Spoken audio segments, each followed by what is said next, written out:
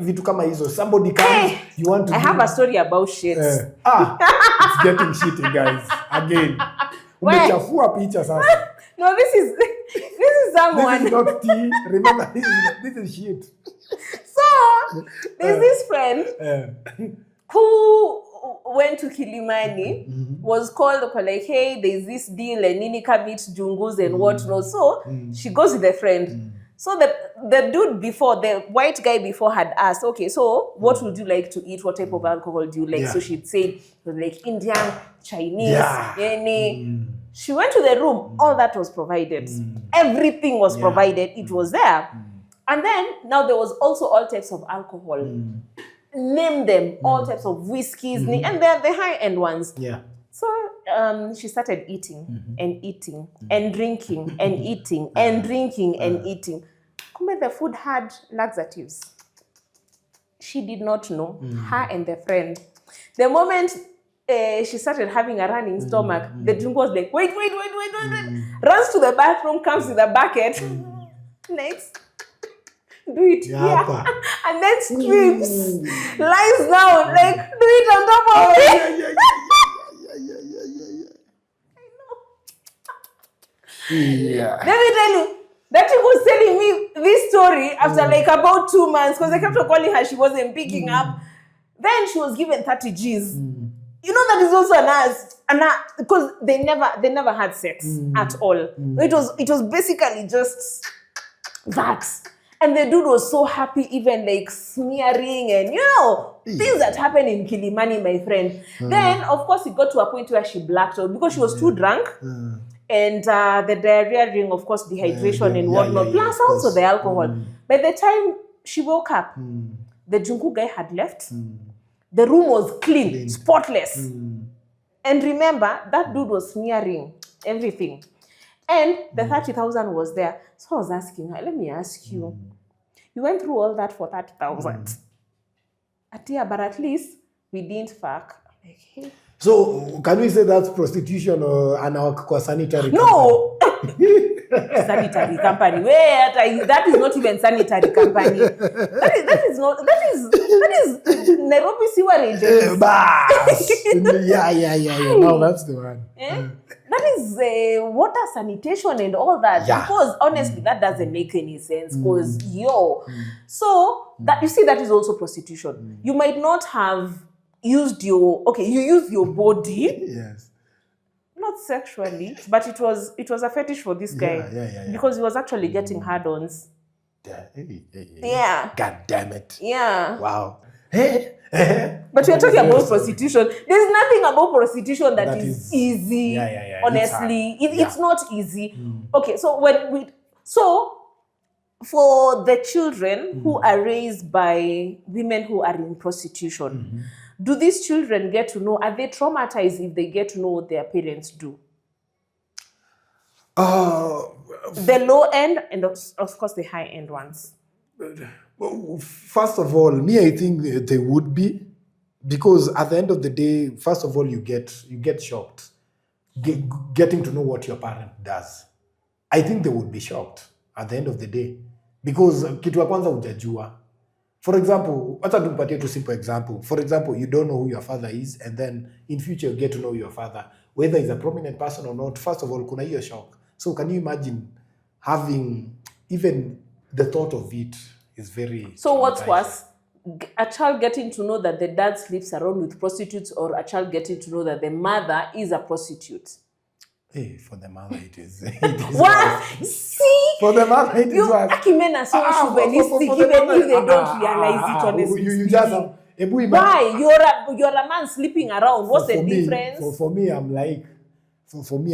me not try to... Even the thought of it, I don't want to think about it. That my parents, mother angu, jo, I'll be like, apana. But Buddha, awazai bana tumwazoea bana. Mzai lazima ajibambe huko nje na chelechezo huko nje. By the kwangu, they're all the same. Mimi unaona ya mother inaweza kuwa worse.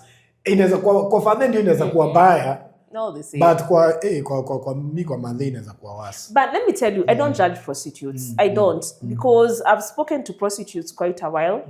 Every time that I'm coming home and it's late at night, I stop at Westlands and I just park my car. Yeah, and I speak to them as we drink coffee. Aki madam, biashara imekuwa mbaya. Hawakuji. Awakam. Aki, it's bad. So you'll find me like with about 4 prostitutes in the car. We're just taking coffee and chatting. And we talk and they tell me why they got into the industry. Some come from very well-off families, but then they've been cut off by the family. Some were sexually molested and assaulted when they were kids or when they were grown-ups by their relatives or strangers or, just stuff. Others, because they have children and they need to provide.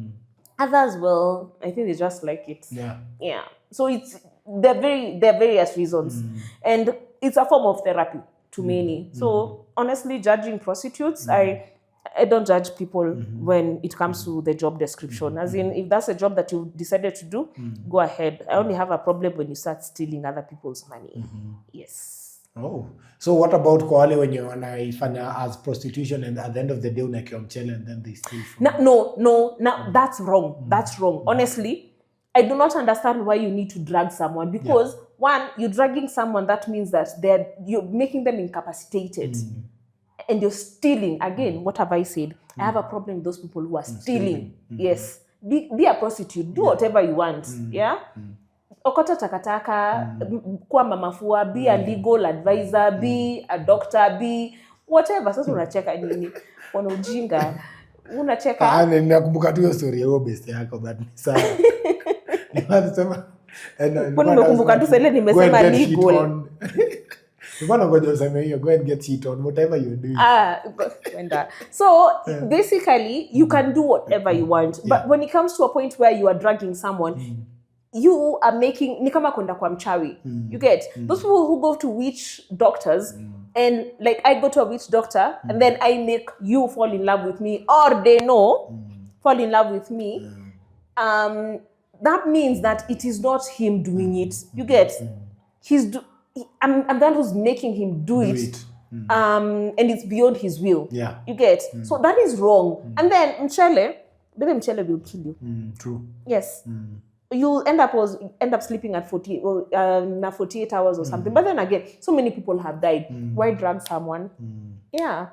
Don't drag someone. Why kuwa to prostitutes, by the way? Vizuri sana. Dish it out. But don't kill people. Yeah. So, to me, when I think of about prostitute, having done the research, there is a lot of things nimekuja ku understand. Sikuwa nime understand before I did that research. Kitu ya kwanza, there are circumstances that comes in with a business. Most of these ladies, they did not do it. They did not just start the business willingly. Kitu ya kwanza. Some do. Kitu ingine, it's a means of survival. At the end of the day, unapata mtu maybe hajapata job and so on and so forth. And kuna wenye wameifanya na ujanja. Let's say like the socialites. Mtu amekuja, ameifanya for a certain period of time and then amefungwa cloth line yake, nini, and then ameachana nayo. And then there's also the diseases that come with prostitution. Though funny enough, not many prostitutes are actually sick, by the way. Sisi watu wengine, sisi hapa wenye we trust each other, we are the ones who are sick, you know? Yeah. And I'm not saying we because it's me, no. I'm saying we as a community. It's not we. It's not we. It is we. We. The community at large. The community at large. Yeah. So, prostitution has its own dangers, diseases. You can be killed. Yeah. You know, you can be strangled, you can be beaten. Let's say like look at this kind of problem yenye msee anaweza jipata. You know this kind of dudes wenye ni mabuda wenye wanatumia performance enhancing drugs and then msee umekuja naye kwa room nini happen heart attack. Jamaa amededi. You get into trouble. Well, you know, if there was a conversation before, like you guys were meeting for sex, and then you see the good thing about medicine is that mtu ataenda postmortem. What will be in his blood system? Blue pill. Exactly. Kwani umempatia? But it's also traumatizing. Because kama ujai na mtu akikufa all jobs inakuanga na nini. Wewe mzee badala ya kufall in love na kukufia manzi. You come and go at the same time. Bala. Awesome death. Awesome death. So Dagi, let's talk about why men fuel prostitution. Yeah, because we've already realized that this is something that women have. It's the oldest trade. It's not even about women or men. It's just basic. It's willing buyer, willing seller. As long as it's there, there'll always be someone to buy. As women, now unajua saizi world imechange. So it's both women and men. Where? Yeah. There's also transgender. Si ndio nasema sasa. Now nowadays men are going for men. Yeah. Yo.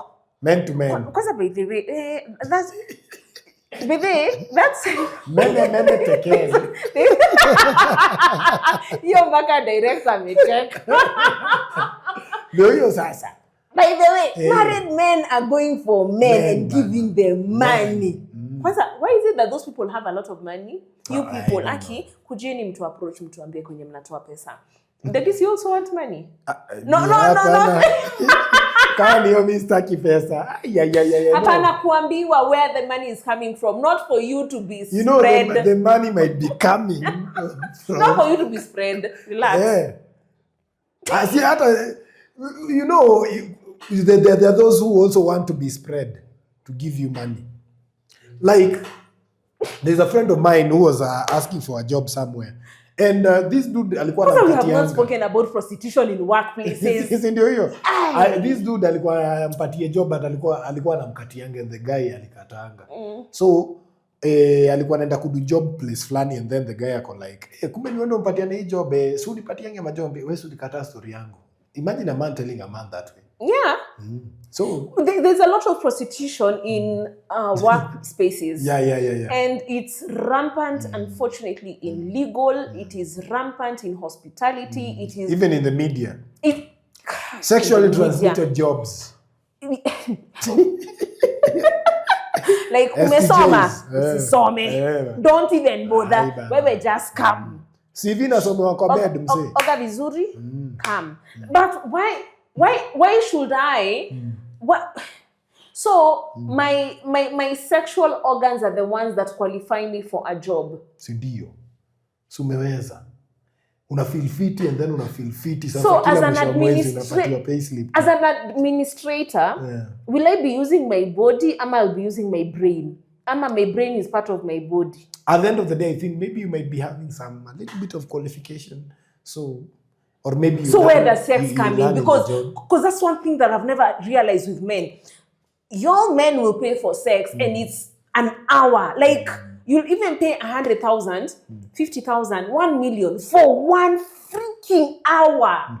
Why? It doesn't make any sense to me. I mean, it makes sense for me as a woman because I'll go have sex and then you're going to pay me for, nitakuja nikwambie mimi ninataka kufungua biashara and then you'll be like, hey, okay, sawa, I am going to, sasa unacheka nini? Unasikia biashara.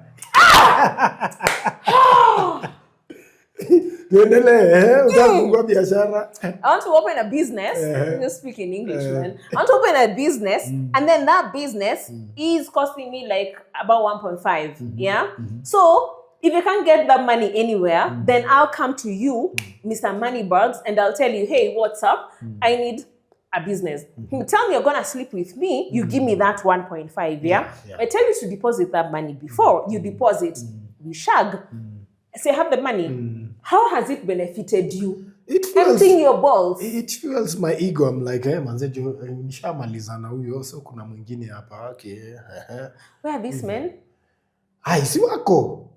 So you go into the corporate industry. Not that I'm looking. When you are very qualified, you have a lot of degrees and a lot of certificates. Sasa ungekuwa na jobs mingi sana. Ungekuwa secretary hapa, wewe hapo ni HR nini, unaona? Manager. Ni vile tu mimi sina hii kampuni. Because of sex. Nimekwambia. No, because of sex. Kini by the way unataka DOP tufukuze nani? Director.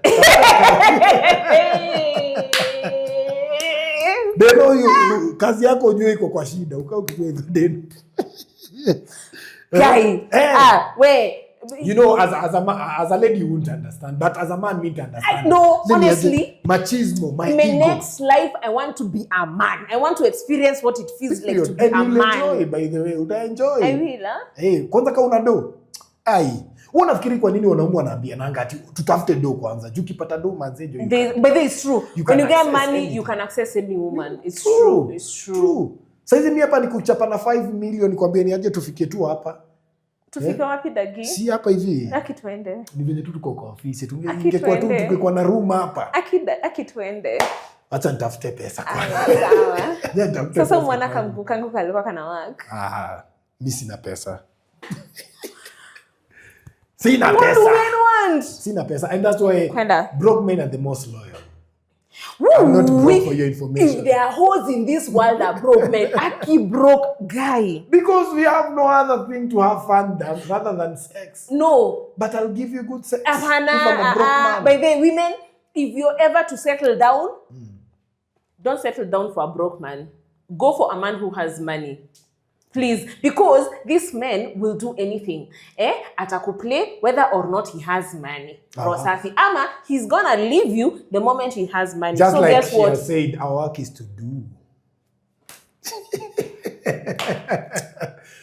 So, we've talked about... So, why do men fuel prostitution? So, there's convenience and control. No emotional investment, no commitment, no expectations. Of course. It's predictable. It's transactional, just exactly as you said. Yeah. And for some men, that's exactly the appeal. Considering, especially right now, men are very emotionally unavailable. You know what? True. It's all about sex and sex. Yeah, because me at the end of the day, why should I waste your time? And you'll be benefiting both in bed and in the pocket. God said men are supposed to toil. Guess what? They are avoiding. We always toil. Even during the act, we are toiling. Toiling for what? Ushaipata mbigi mkukushinda bana. Ushaipata mwanaume who cannot do shit. Bora nina toil. Hata kama sijafikisha. So, loneliness. Yeah. That's another factor. This one doesn't get talked about enough. Some men aren't chasing sex; they're chasing connection, even if it's temporary. Even when it's paid, a conversation, a moment of closeness, someone to listen to, even if it's not real. Because you find for those men who are in marriages and they're going through shit, they'll find somebody when you're chini. But then there's those men who are going to pay just for you to just talk to them. You're going to lay in bed with them, they won't touch you, they won't do anything. They're just going to talk and pay you, and then they go. And then they call you again. But that's emotional baggage. Like, you're coming to offload. I'm like your therapist. Yeah. Oof. Is that verbal prostitution? So you mean therapists are prostitutes? It might be. You never know. God. That's why you say it's relative. So we say it's relative. Because you went to marry, your wife denying you something. And then until you provide, that's when you get. It's transactional. Yeah. But I think because of time, our director nasema tu.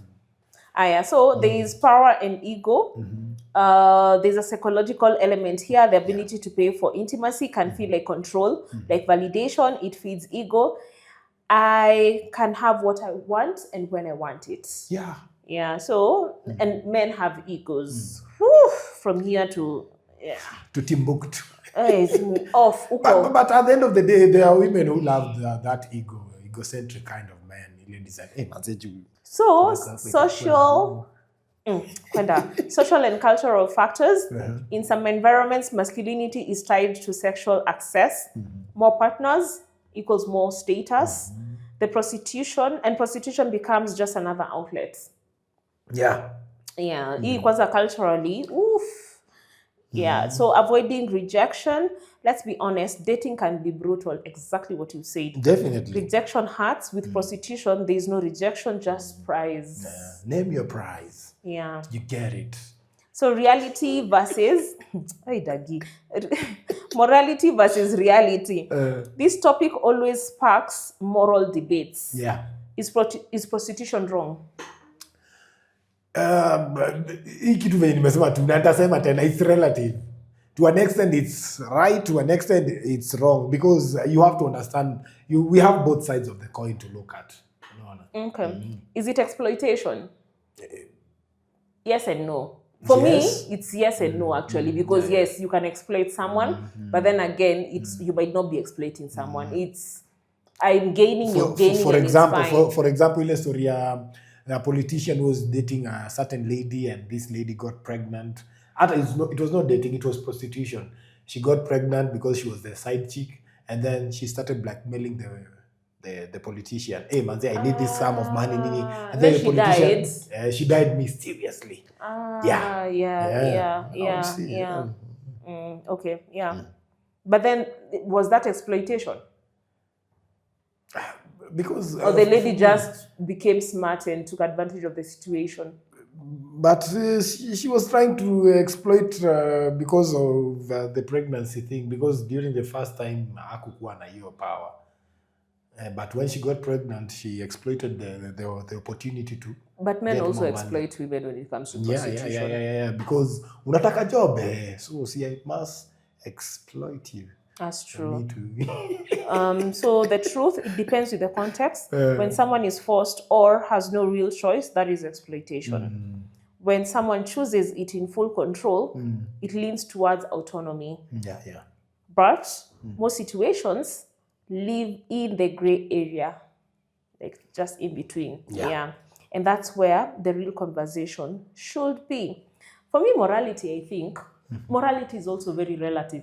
Morality was coined by human beings, and human beings decide what is right and what is wrong. Yeah. And then it depends. Ukipata kama watu, for example, when you go to the Philippines right now, you find there is a lot of gay things going on, and when you come to Kenya, it's different.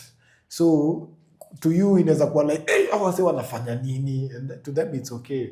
And then wakikuja huko, they're like, these guys are weird. There's also an Asian country actually that is very, very high in prostitution. I can't remember what it's called. Actually, I can't remember which one it is. Is it Thailand? Ni Thailand. And then Thailand and then Bangkok.